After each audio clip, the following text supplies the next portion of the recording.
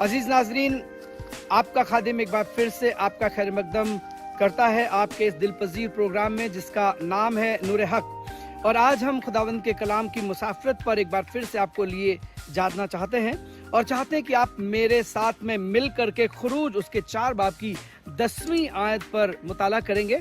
और वहाँ पर इस तरीके से खुदा के कलाम में मरकूम है, तब मूसा ने खुदावंद से कहा, ए खुदावंद, मैं फसी नहीं, ना तो पहले ही था और ना जब से तूने अपने बंदे से कलाम किया, बल्कि मैं रुक रुक कर बोलता हूँ और मेरी जबान कुंद है। अजीज नाजरीन, क्या आप भी ऐसी बातें नहीं कहते कि हमसे ये नहीं हो सकता, हमसे ये नहीं हो सकता, मैं फसी नहीं हूँ, मैं कमाली नहीं हूँ, मुझसे बड़े काम नहीं हो सकते। पर आपको बताएं, जब आसमान का खुदा आपसे आकर के बातचीत करता है, आसमान का खुदा आपसे आकर के कलाम करता है, तो आप जब उससे ये वाली बातें बताते हैं कि मेरे अंदर ये कमी है, मेरे अंदर ये कमी है, आप बिल्कुल सही जगह पर अपनी तमाम चीजों को बता रहे हैं। क्यों? क्योंकि उसने आगे मूसा से, हजरत मूसा से हम कलाम होकर के कहा, और यूं लिखा है खुदावंद के कलाम में, तब खुदावंद ने उससे कहा, आदमी का मुंह किसने बनाया और कौन गूंगा या बहरा या बीना या अंधा करता है? क्या मैं ही जो खुदावंद हूँ ये नहीं करता? सो अब तू जा और मैं तेरी जबान का जिम्मा लेता हूँ। आपको बताएं, एक है, बहुत से लोग आपका जिम्मा नहीं ले सकते, बहुत से लोग हैं जो आपसे कह सकते हैं पर वो कहेंगे हम जिम्मेवारी हमारी नहीं है। पर आसमान का खुदा आपके अंदर वो चीजें जो नहीं है उन सलाहियतों को पैदा कर सकता है और आपकी पूरी जिंदगी की जिम्मेदारी ले सकता है।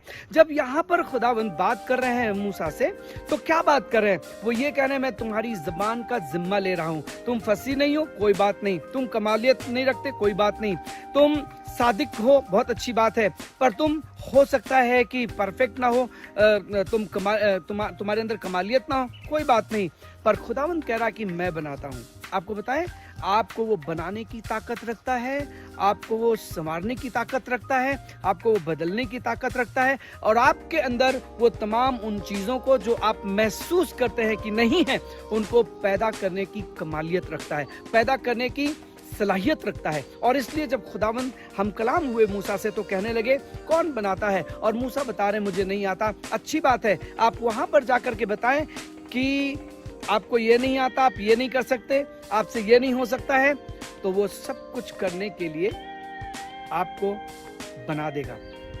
एक जगह आपको लेके चलना चाहते हैं जहां पर आपको मिलेगा 4 बाब की 12, 13, 14 आयत, रसूलों के अमाल।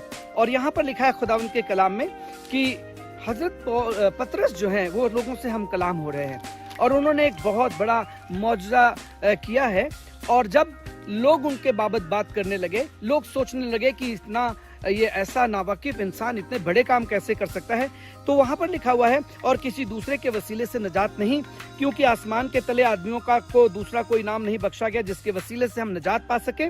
तब उन्होंने पतरस और यूहन्ना की दिलेरी देखी और मालूम किया कि ये अनपढ़ और नावाकिफ आदमी हैं, तो ताज्जुब किया, फिर पहचाना कि वो यीशु के साथ में रहे हैं। आपको बताएं, इनको 2 बातें बताई गई, एक नावाकिफ है, इसका मतलब कि इनको कुछ नहीं पता, और दूसरी बात लिखी है, उसमें लिखा हुआ है ये कैसे लोग हैं, ये अनपढ़ लोग हैं जिनके पास एजुकेशन नहीं है। लिखा है कि अनपढ़ और नावाकिफ, जिन्होंने पढ़ाई नहीं करी और जिनको कुछ भी वाकफियत नहीं है। क्या आप ऐसे हैं मूसा की तरह, या आप पतरस की तरह हैं?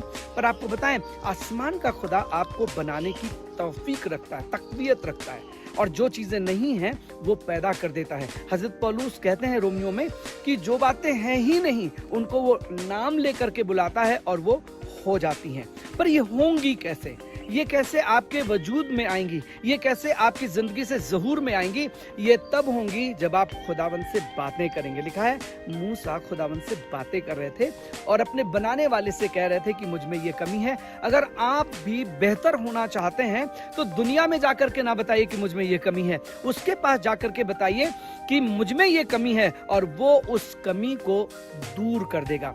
खुदावंद के कलाम में लिखा हुआ है एक जगह पर, जहां पर लिखा हुआ है कि एक शख्स था जो कह रहा था कि मैं ये नहीं कर सकता हूँ, मुझसे ये नहीं हो सकता है, और उसका नाम एलिया है। और खुदावंद के कलाम में लिखा हुआ है कि 40 दिन 40 रात चल करके वो होरेब पर पहुंचा और वहां थक गया, और उसने कहा अब मुझसे आगे नहीं जाया जाता है। और तब खुदावंद के कलाम में लिखा, उसकी आंखें खुली और वहां पर एक पानी की सुराही रखी थी और ताज़ी रोटी रखी थी, और उसने उसको खाया, और जो उससे नहीं हो सकता था वो आगे गया अपनी मुसाफिरत को और खुदा के हुजूर जाकर के खड़ा हुआ। साइमीन, नाजरीन, खुदावंद के लोग, अगर आपको ये महसूस होता है कि बहुत सी कमियां आपके अंदर हैं, मेरे अंदर हैं, तो एक काम करें, उस शख्स से जाकर के बताएं जो उन कमियों को पूरा करने की ताकत रखता है, कुव्वत रखता है, तकवीयत रखता है, और वो सब चीजें आपकी जिंदगी में कर देगा और आप उस खुदा को मुबारक कहने पाएंगे। मैं यहाँ से आपसे रुखसती लेता हूँ, विदाई लेता हूँ। इसी नशिस्त में फिर से आपसे मुलाकात होगी, तब तक के लिए आपकी इजाजत चाहता हूँ। खुदा हाफिज।